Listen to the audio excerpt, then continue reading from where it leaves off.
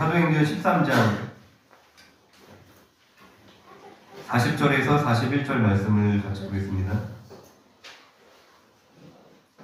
사도행전 13장 40절, 41절입니다.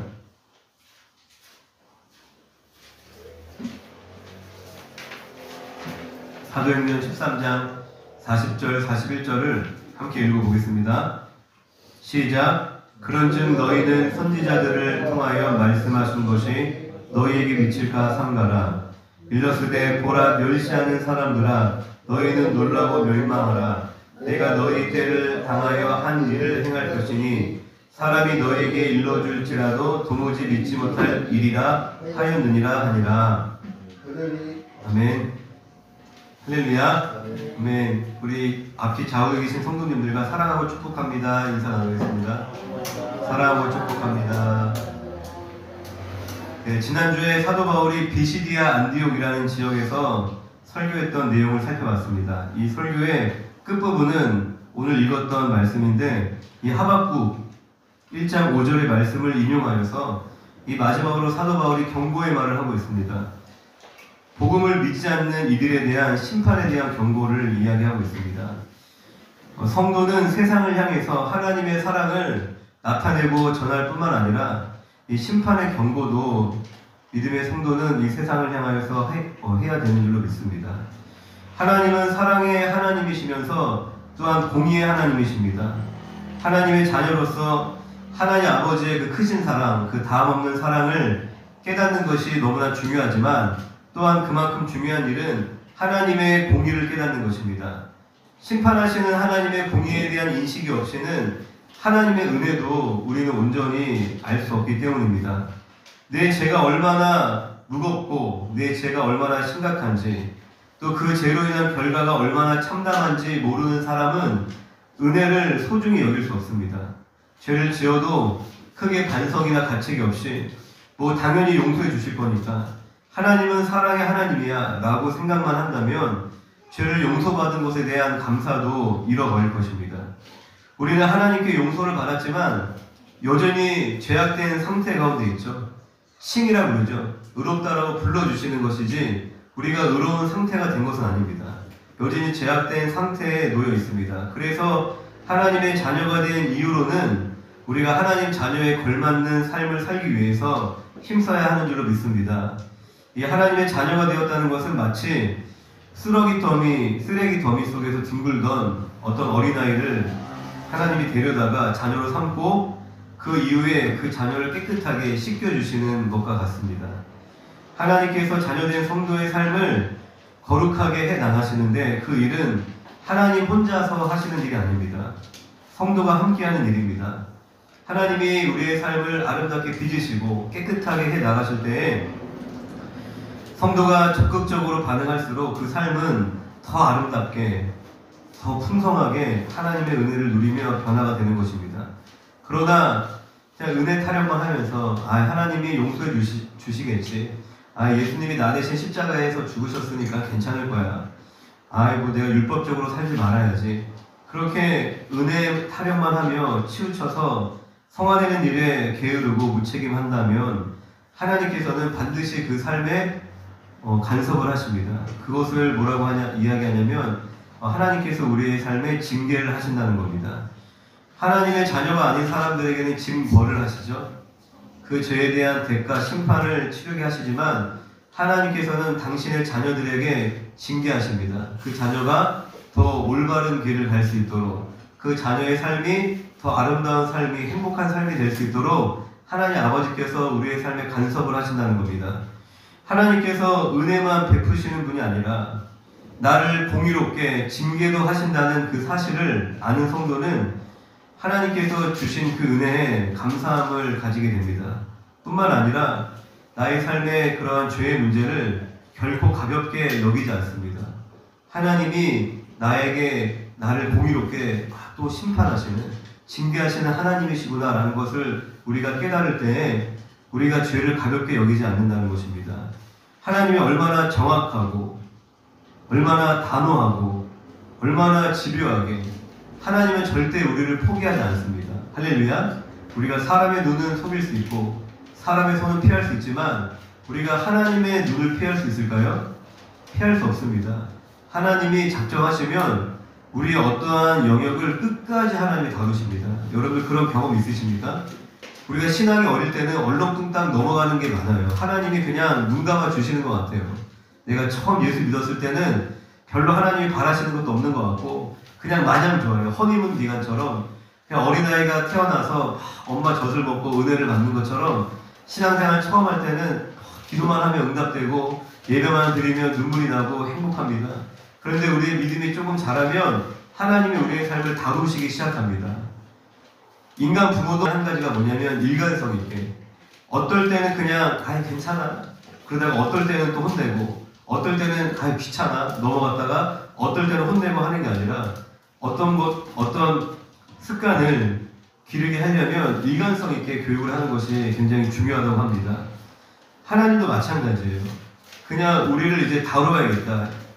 이 친구의 어떤 거짓말 하는 거, 아니면 이 친구의 또 어떤 그런 부분들을 다루시겠다라고 하나님의 마음을 먹으시면 하나님은 굉장히 집요하십니다. 내가 이 사람 피해서 다른 곳에 갔더니 그보다 더한 놈이 있네. 똑같은 사람이 있네. 그러니까 하나님은 분명한 하나님의 목적이 있으신 거예요. 선하신 하나님의 우리를 향한 뜻이 있으신 줄로 믿습니다. 우리가 그 하나님의 성품을, 그 공의로움을 알게 된다면 죄와 싸우기에 힘쓰며 성화의 삶을 살아가게 되는 줄로 믿습니다. 그래서 이 하나님의 공의로움에 대한 깨달음을 얻는 것이 매우 중요합니다. 교회에서 종종 듣는 말 중에 그런 말들이 있죠. 그냥 은혜로 하자. 은혜로 하자. 그런 이야기를 많이 합니다. 제가 이제 예전에 교회에 있을 때 어떤 찬양 사역자분이 이렇게 사석에서 하시는 얘기를 들었는데 그분이 이제 교회가 아닌 곳에서도 공연 같은 걸 하시나 봐요. 그런데 교회가 가장 상대하기 힘들다라고 얘기하시더라고요. 그 이유가 뭐냐면 교회에서는 그냥 하나님의 일을 하는데 주님 찬양하는데 그냥 은혜로 싸게 그냥 한번 부르고 가지 그런 식으로 그분들이 그렇게 사역을 하기 위해서 굉장히 많은 노력을 했겠죠. 열심히 공부도 하고 학교도 나오고 그 노력에 대한 충분한 대가를 치러줘야 되는데 이제 교회에서는 간혹 종종 이제 그럴 때가 있다라는 것을 이제 웃으면서 얘기하시는 것을 들은 적이 있습니다. 물론 모든 일을 은혜로 해야 되는 것은 맞는 거죠. 우리가 은혜로 해야 되는 것은 맞지만 이제 은혜로 하자 이 말의 의미는 그냥 너무 빡빡하게 하지 말자. 그냥 대충 하자. 그냥 편하게 하자. 좋은 게 좋은 거다. 그런 의미로 이제 교회에서 흔히 사용을 하는 것 같습니다. 물론 너무 율법적이고 연약한 지체에 대한 배려가 없는 것도 우리가 경계해야겠지만 교회라고 해서 또 너무 대충하고 무책임하게 하고 규칙을 가볍게 생각하는 것도 그냥 교회 물건은 다 내 물건이야. 다 하나님 건데 그냥 가져가고 그냥 갖다 쓰고 그럴 때가 이제 있지 않습니까? 그런 것도 너무 지나치면 바람직하지 않다는 것입니다. 이 시대를 이제 포스트 모던 시대라고 말합니다. 그 특징 중에 하나는 도덕적 상대주의라고 합니다. 그게 무슨 말이냐면 쉽게 이야기해서 도덕에 대한 기준이 없다는 것이에요. 옳고 그름이 사라진다는 것입니다. 예를 들어서 우리가 그냥 일반적으로 도덕적으로 나쁘다라고 생각하는 것들이 있잖아요. 거짓말하면 나쁘다. 도둑질은 나쁘다. 간음은 나쁘다. 그런데 그것에 대해서 다 뒤집어서 생각하는 겁니다. 왜 나쁜데? 왜 꼭 그래야 돼? 왜 가늠하면 안 돼? 서로 사랑하는데? 내가 원하는데? 그러니까 우리가 전통적으로 지켜왔던 그 룰을 다 뒤집어 버리는 것이에요. 이렇게 기준이 사라지면 사회가 어떻게 될까요? 각자 내가 원하는 대로 살겠죠. 기준이 없기 때문에 올바른 것이 없기 때문에 그냥 내가 원하는 것이 정답인 것입니다. 그렇게 무질서한 사회가 된다는 것입니다. 동성애가 왜 나쁜데요? 그런 식으로 이제 다 모든 것들을 무너뜨리는 것이에요. 전통적인 가치와 기준들을. 청소년은 왜 성생활하면 안 되나요? 서로 원하는데 실제로 이제 그렇게 지금 학생인권조례라는 내용에 포함되어져 있는 성적 자기결정권에 대한 내용입니다. 청소년도 내가 원하면 그런 성생활을 할 수 있다.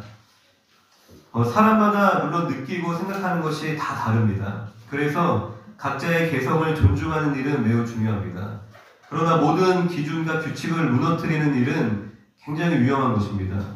이 네덜란드 같은 나라는 동성 결혼뿐만 아니라 동물과 성적 관계를 맺는 수간이 합법화가 된 나라입니다. 합법적으로 동물과 매춘을 할 수 있는 그런 나라, 그 지경까지 왔다는 것입니다. 이 양심의 가책을 느끼게 하는 이 전통적인 도덕 기준을 다 없애버렸더니 더 자유롭고 행복해진 것이 아니라 더 끔찍한 사회가 된 것입니다. 인간의 마음은 결코 선하지 않습니다. 예레미야 17장 9절에 만물보다 거짓되고 심히 부패한 것은 마음이라 누가 능히 이를 알리오마는. 할렐루야. 초자연적인 신을 부정하고 과학과 인간의 이성을 최고로 생각하는 이 인본주의의 거센 물결은 우리가 과거 하나님 중심으로 살던 시대에 만들어왔던 모든 기준과 가치관을 모조리 무너뜨리고 있습니다. 인간은 죄인입니다. 절대로 인간 안에 정답이 있지 않습니다. 정답은 어디에 있어요? 하나님의 말씀에 있는 것입니다. 하나님의 말씀이라는 분명한 삶의 기준을 하나님께서 우리에게 제시해 주셨습니다. 그것이 우리가 가야 되는 길인 거예요. 길이요, 진리요, 생명. 생명으로 가는 그 길이 바로 진리라는 것입니다. 하나님의 말씀이라는 것입니다. 이 말씀 안에 답이 있습니다. 하나님의 이 말씀이라는 분명한 기준을 우리에게 주셨고 그 법에 따라서 우리를 반드시 심판하시는 하나님이심을 믿으시기 바랍니다. 이 심판을 이야기하지 않고 이 법과 규칙을 말하지 않는 그 사랑은 가짜 사랑입니다. 아무리 달달하고 우리에게 좋게 들린다 할지라도 그것은 가짜 사랑이라는 것입니다. 왜 그렇죠? 결국 인간을 방종으로 이끌기 때문입니다. 그러면 어떻게 돼요? 죄악된 인간이, 타락한 인간이 자기의 본성, 마음을 따라 살아가면 결국 그 몸과 영혼은 망가져 버리는 것입니다. 짐승과 그렇게 사랑을 나누는 그 지경까지 된다는 것입니다. 하나님의 공의를 깨달음으로 죄를 이기고 하나님의 은혜를 더 풍성히 누리시는 사랑하는 성도님들이 되시기를 주님의 이름으로 축원드립니다. 그 다음 44절, 45절을 같이 한번 읽어보겠습니다. 사도행전 13장 44절, 45절입니다. 시작.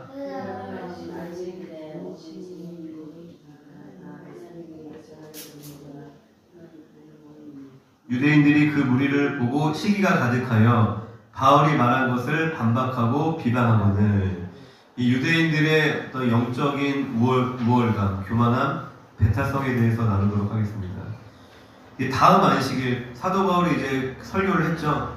예수 그리스도의 죽음과 부활을 중심으로 이스라엘의 역사를 한번 쭉 훑고 그리고 십자가의 복음을 전하며 이제 설교를 하고 그 자리에 있던 많은 이방인들이 은혜를 받습니다. 그리고 다음 안식일에 온 시민이 거의 다 그 비시디아 안디옥에 있는 온 시민들이 다 모였대요. 그 회당에 미어 터지는 거죠. 그런데 유대인들이 그 무리를 보고 시기가 가득하여 바울이 말한 것을 반박하고 비방하거늘. 유대인들이 시기 질투하여서 바울의 설교를 반박하고 비방하였다고 합니다. 그 이유는 원래 자신들이 교회 안에서 주도권을 쥐고 있었는데 이 이방인들로 인하여서 뒷전에 밀리는 느낌을 받았기 때문입니다. 당시 교회가 불신자로 인하여서 어려움을 겪은 것이 아니라 교회 안에서 문제가 생긴 것입니다. 내가 먼저 예수를 믿었는데, 내가 먼저 이 교회에 왔는데, 여기가 내가 크고 자란 모교회인데, 내가 건축에 참여한 교회인데 라는 그런 생각으로 외부인들을 수용하지 못하는 것입니다. 이런 일들에 대해서 예수님께서 경고의 말씀을 주셨습니다. 마태복음 19장 30절에 그러나 먼저 된 자로서 나중되고 나중된 자로서 먼저 될 자가 많으니라. 할렐루야. 아니 저 사람이 예수를 믿는다고? 내가 저 사람 아는데 저 사람 내가 삶을 아는데 저 사람이 하나님의 일을 한다고? 저 사람은 믿을 사람이 못 되는데 저 사람은 기본이 안 돼 있는데 상식에 어긋나는 사람인데 그래서 저 사람은 인정할 수 없다. 이런 유대인들과 같이 신앙적 교만에 사로잡히면 이러한 생각들을 우리가 가지게 된다는 것입니다. 이방인들을 무시하고 그들에게 배타적이었던 이 유대인들을 향해서 예수님께서 한 가지 비유를 들려주십니다. 그 비유는 무엇이냐면 누가복음 15장의 아버지의 마음이라는 비유입니다. 집을 나간 탕자로 더 유명하죠.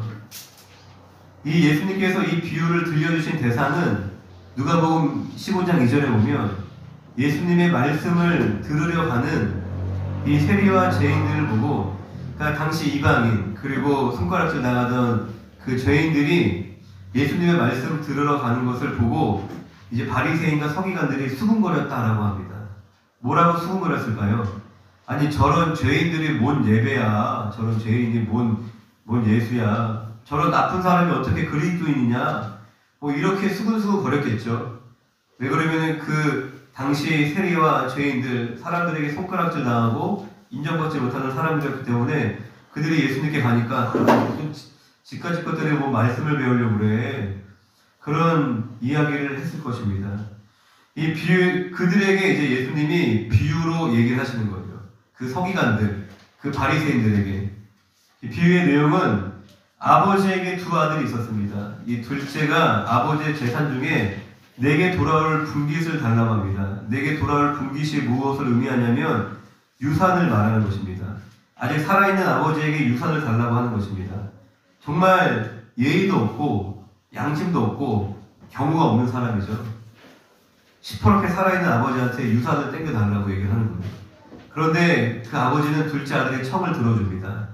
둘째 아들은 그 재물을 가지고 열심히 일을 하고 사업을 한 것이 아니라 먼 나라에 가서 허랑방탕한 생활을 했다라고 나옵니다. 노름도 하고 음주 가무를 날마다 즐기고 아무 여자나 만나고 돌아다닌 것이에요. 그러다가 그 재산을 몽땅 다 잃어버렸어요. 그래서 돼지가 먹는 열매조차 먹지 못하는 거지가 되어서 지내다가 아버지께 다시 돌아옵니다. 그 돌아오는 탕자를 보고 마을 사람들이 얼마나 손가락질을 했겠어요. 그러지 않을까요? 돌아오는 탕자를 보고 저런 처주길로 멀쩡히 살아있는 아버지한테 유산을 달라 하더니 나가서 흥청망청 다 써버렸다면서 무슨 낯짝으로 돌아온 거야? 저런 놈은 절대 받아줘서는 안 되지. 저런 놈은 더 고생해야 돼. 저는 저 같아도 그런 생각했을 것 같아요. 보통 사람이라면 다 그런 생각이 한 번씩 스쳐갔을 것입니다. 그런데 아버지는 하루도 빠짐없이 집 앞에 나와서 그 아들을 기다렸어요. 언제 아들이 돌아올지도 모르면서 매일매일 문 앞에 나와서 앉아 있는데 저 멀리서 아들이 오는 게 아니겠어요? 그래서 너무 반갑고 기쁜 나머지 그 먼 거리를 막 달려갑니다. 먼 거리를 달려가서 아들의 목을 안고 입을 맞췄습니다. 많은 고생을 하며 회개하고 뉘우친 둘째 아들은 아버지, 저는 아버지의 아들이 될 자격이 없습니다 라고 이야기를 합니다. 저를 그냥 종으로 여겨주세요. 그러자 아버지께서 제일 좋은 옷을 입혀주시고 손에 가락지를 끼워주십니다. 그게 뭘 의미해요? 너는 내 자녀다, 내 상속자다. 자녀의 신분을 확인시켜 주시는 겁니다. 그런데 밭에 일하러 갔던 첫째 아들이 돌아와서 그 광경을 보고 화가 머리 끝까지 나는 거예요. 완전히 머리 끝까지 나서 아버지한테 뭐라고 이야기하냐면 내가 여러 해를 아버지를 섬겼고 아버지의 말씀을 어긴 적이 없는데 아버지 나한테 해준 게 뭐예요? 염소새끼 한 마리로 잡아주신 적 없잖아요. 그런데 아버지의 재산을 창녀들과 같이 삼켜버린 저놈을 위해서 어떻게 살찐 송아지를 잡습니까? 이게 말이 돼요? 라고 첫째가 아버지한테 따지는 거예요. 이 첫째 형은 어떤 사람이에요? 항상 아버지 곁에서 가출하지도 않고 항상 열심히 예배드리고 열심히 교회 섬기고 열심히 봉사하며 모범적으로 자타공인하는 나름대로 괜찮은 성도였습니다. 그런데 그 첫째 형의 문제는 뭐냐면 자기 의의에 사로잡혀 있었던 것입니다. 나는 아버지 속도 썩이지 않았어. 나는 열심히 예배도 드리고 나는 열심히 봉사도 했어. 저 망나니 같은 동생보다 내가 훨씬 더 좋은 아들이다. 하나님이 나를 더 기뻐하실 거야. 저런 인간보다는 나는 급이 다르지. 저 인간 인생이 불쌍하다. 쯧쯧쯧. 나는 그렇지 않아. 나는 잘 살고 있어. 그런 마음을 가지고 있었던 아들이었다는 것입니다. 이런 자기의 교만에 사로잡혀 이 회개하고 돌아온 동생을 도저히 받아들이지 못한 것입니다. 우리 사랑하는 안양 예만교회 성도님들, 예수님은 모범적이고 훌륭한 유대인들이 아니라 사람들에게 손가락질 받던 세리와 죄인들과 함께 하신 예수님이십니다. 오히려 모든 사람이 신실하게 여겼던 유대인들은 예수님 당시 가장 큰 책망을 들었던 사람들이었습니다. 그리고 그 유대인들은 예수님을 십자가에 못 박는 일에 가장 앞장선 사람들이 되었습니다. 우리가 예수님의 마음을 알아 예수님이 가신 길을 따라가는 주의 몸된 교회와 우리 사랑하는 성도님들이 되시기를 주님의 이름으로 부탁드립니다.